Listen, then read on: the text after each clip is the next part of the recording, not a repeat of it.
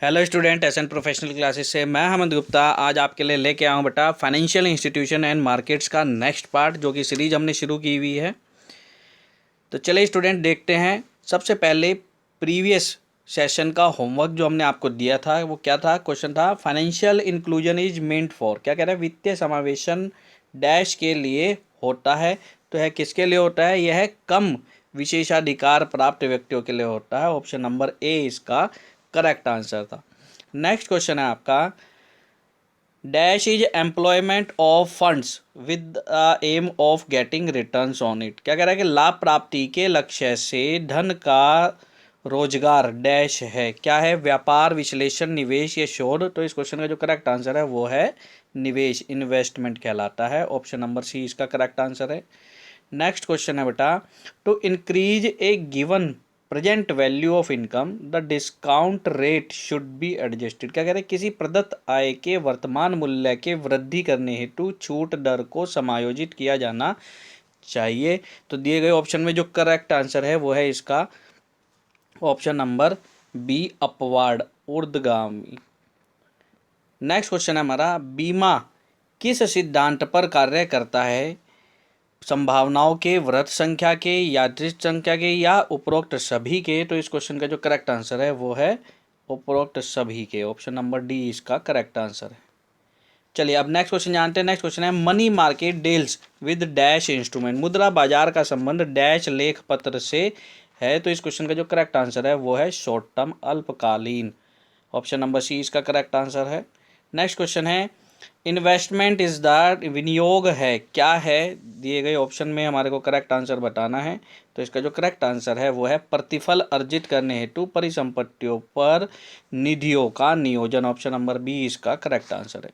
चलिए अब next part जानते हैं। तो नेक्स्ट क्वेश्चन है हमारा, निम्नलिखित में से कौन वाणिज्यिक बैंकों की संपत्ति नहीं कही जाती है। तो इस क्वेश्चन का जो करेक्ट आंसर है वो है चालू खाता जमा, current account deposits. Option number A इसका करेक्ट आंसर है। नेक्स्ट इंपॉर्टेंट क्वेश्चन है बेटा, in Indian banking system MTSS stands for, भारतीय बैंकिंग प्रणाली में ATSS MTSS से तात्पर्य है। MTSS की आपसे फुल फॉर्म पूछी गई है।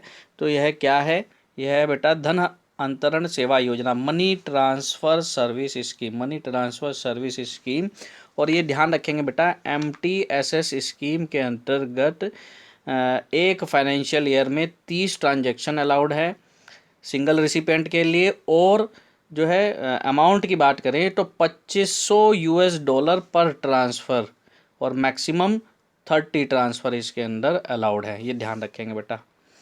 इससे संबंधित अन्य इंपॉर्टेंट फैक्ट्स हमने जान लिया है। नेक्स्ट क्वेश्चन है, full form of NBFC, NBFC का पूर्ण स्वरूप क्या है। तो NBFC का जो ये दिए गए ऑप्शन में क्या कह रहा है, non banking company, non banking financial company होता है। यहाँ पर जो ऑफिशियल आंसर की दी गई है वो क्या दिया गया, non banking company, non banking financial company इसका वैसे वास्तव में पूर्ण रूप होता है। चलिए अब नेक्स्ट क्वेश्चन जानते हैं। तो नेक्स्ट क्वेश्चन है आपका, Indian debt market has traditionally been a dash market, भारतीय ऋण बाजार परंपरागत दृष्टिकोण से एक डैश बाजार रहा है। तो इस क्वेश्चन का जो करेक्ट आंसर है वो है थोक बाजार रहा है। ऑप्शन नंबर सी इसका करेक्ट आंसर है। अब नेक्स्ट क्वेश्चन जानते हैं। तो बेटा नेक्स्ट क्वेश्चन है हमारा, बैंकिंग और non banking institution can face dash risk due to high non performing assets, आपसे इसकी फुल फॉर्म भी आपसे पूछ सकता है, NPA होती है, इसको शॉर्ट में कह देंगे नॉन परफॉर्मिंग एसेट्स को।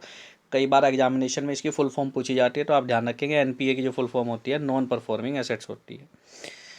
और नॉन परफॉर्मिंग एसेट्स का क्या मतलब होता है, NPA का मतलब होता है कि ये फाइनेंशियल इंस्टीट्यूशन के पास जो उन्होंने लोन दिया है, ऋण दिया है कस्टमर को, अगर उस ऋण में से 90 दिनों के अंदर, 90 डेज़ के अंदर ना तो प्रिंसिपल अमाउंट और ना ही इंटरेस्ट, दोनों में से कुछ भी प्राप्त नहीं हुआ, तो उस प्रकार के कस्टमर को, फाइनेंशियल इंस्टीट्यूशन को NPA की कैटेगरी में डालना होता है। ये होता है NPA। चलिए इस क्वेश्चन को जानते हैं। इसमें क्या कह रहे हैं, उच्च गैर निष्पादित परिसंपत्तियों के कारण बैंकिंग अथवा गैर बैंकिंग संस्था को डैश का सामना करना पड़ता है। तो ये क्या है, ऋण जोखिम का करना पड़ता है, क्योंकि 90 दिन तक जिस पार्टी से ना तो प्रिंसिपल अमाउंट आ रहा है ना इंटरेस्ट आ रहा है, तो वहाँ पे कहीं ना कहीं रिस्क जनरेट हो रहा है, ऐसे कस्टमर को स्पेशली डील करना चाहिए। चलिए अब नेक्स्ट क्वेश्चन जानते हैं। नेक्स्ट क्वेश्चन है हमारा, member countries of International Monetary Funds are, इसको शॉर्ट में बोलते हैं आईएमएफ। आईएमएफ की फुल फॉर्म आपसे पूछ लेता है। इसकी स्थापना हुई थी 1944 में ब्रेटन वुड सम्मेलन में। अब इस क्वेश्चन का आंसर जान लेते हैं। अंतर्राष्ट्रीय मुद्रा कोष के सदस्यों की जो संख्या है वो 190 है। कितनी है? 190। ऑप्शन नंबर सी इसका करेक्ट आंसर है। और बेटा ये ध्यान रखेंगे, ऐसे भी पूछ सकता है जो लास्ट यानी कि 190वीं कंट्री इसमें शामिल हुई थी वो कौन सी थी? वो था अंडोरा। ये 190वां मेंबर कब बना था? ये बना था 16 अक्टूबर सन 2020 में। और इससे पहला भी पूछ सकता है, तो पहला भी ध्यान रखेंगे। 189 जो था वो था रिपब्लिक ऑफ नोरू। चलिए अब नेक्स्ट क्वेश्चन जानते हैं। तो नेक्स्ट क्वेश्चन है हमारा, खुदरा इंटरनेट बैंकिंग के अंतर्गत वास्तविक समय सकल निपटान लेन देन हेतु न्यूनतम व अधिकतम धनराशि क्या होती है? तो यह न्यूनतम 2 लाख और अधिकतम 10 लाख रुपए होती है। आरटीजीएस की जो वो है, ध्यान रखेंगे। ऑप्शन नंबर बी इसका करेक्ट आंसर हो जाएगा। आरटीजीएस करने के लिए कितना होता है? न्यूनतम 2 लाख और मैक्सिमम लिमिट 10 लाख रुपए की होती है। चलिए अब नेक्स्ट क्वेश्चन जानते हैं। नेक्स्ट क्वेश्चन है, ऋण बाजार निम्न का एक अंग होता है। क्या कह रहा है? A debt market is a part of the capital market, पूंजी बाजार का पार्ट होता है। ऑप्शन नंबर डी इसका करेक्ट आंसर है। नेक्स्ट क्वेश्चन है बेटा हमारा, which of the following indicates the wealth of a person, निम्नलिखित में से कौन व्यक्ति के धन को इंगित करता है? तो इस क्वेश्चन का जो करेक्ट आंसर है वो है नेटवर्थ, निविल मूल्य। ऑप्शन नंबर सी इसका करेक्ट आंसर है। नेक्स्ट क्वेश्चन है हमारा बेटा, the user of A leased assets is referred at the, पट्टे पर दी गई संपत्ति के उपयोगकर्ता को क्या कहा जाता है? पट्टेदार कहा जाता है। ऑप्शन नंबर सी इसका करेक्ट आंसर है। नेक्स्ट क्वेश्चन है हमारा, what is the maximum limit of load under मुद्रा योजना, मुद्रा योजना के अंतर्गत ऋण की अधिकतम सीमा क्या है? यह 10 लाख रुपए है। ये ऑलरेडी हमने अपने प्रीवियस सेशन में आपको बताया। यदि आपने उन्हें नहीं देखा तो उन्हें जरूर कंसीडर कर लेंगे। मोस्ट इम्पॉर्टेंट कॉन्सेप्ट है मुद्रा योजना, जिसके डिफरेंट एस्पेक्ट को, लोन की कैटेगरी को हमने प्रीवियस सेशन में ऑलरेडी डिस्कस किया है। यदि आपने उसे नहीं देखा तो जरूर कंसीडर कर लेंगे। नेक्स्ट क्वेश्चन है हमारा, कर्मचारी भविष्य निधि के तहत गठित केंद्रीय बोर्ड के अध्यक्ष तथा सदस्य डैश के द्वारा नियुक्त किए जाते हैं। तो यह केंद्र सरकार के द्वारा, central government. Option number A इसका करेक्ट आंसर है। नेक्स्ट क्वेश्चन है हमारा, सिडबी का मुख्यालय कहाँ पर है? यह लखनऊ में है। ऑप्शन नंबर सी इसका करेक्ट आंसर है। और इसकी स्थापना कब हुई थी सिडबी की? ये सिडबी की जो स्थापना हुई थी वो 2 अप्रैल 1990 को हुई थी।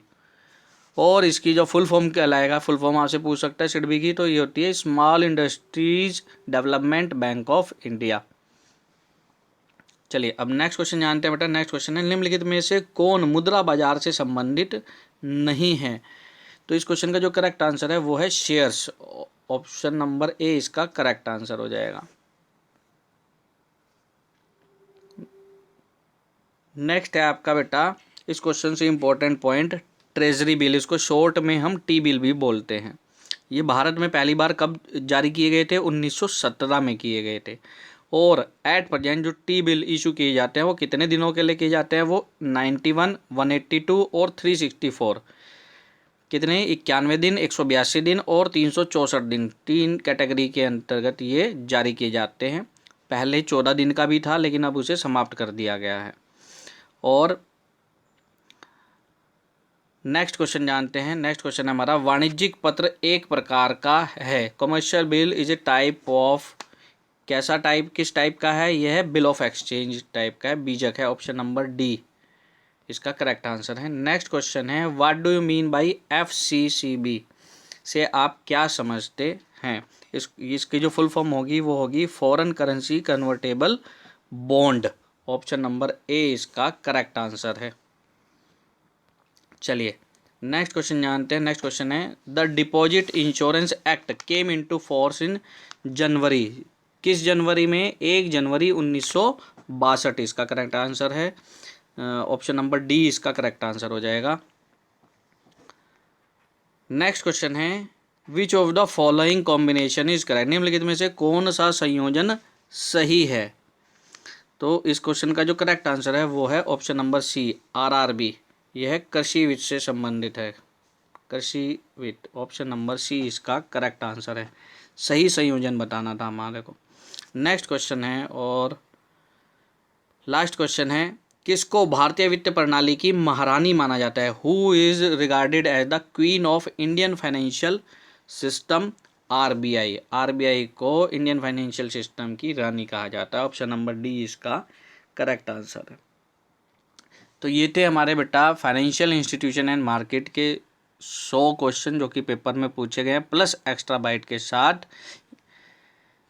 इन सेशंस को आप बहुत अच्छे से तैयार कीजिए, साथ ही साथ इनको अपने अन्य मित्रों के साथ भी शेयर करें ताकि वो भी इसका बेनिफिट ले सकें। इसी प्रकार के इंटरेस्टिंग फैक्ट्स के साथ, इंपॉर्टेंट क्वेश्चन के साथ मिलते हैं अपने नेक्स्ट सेशन में। तब तक के लिए bye bye student and best of luck for your examinations.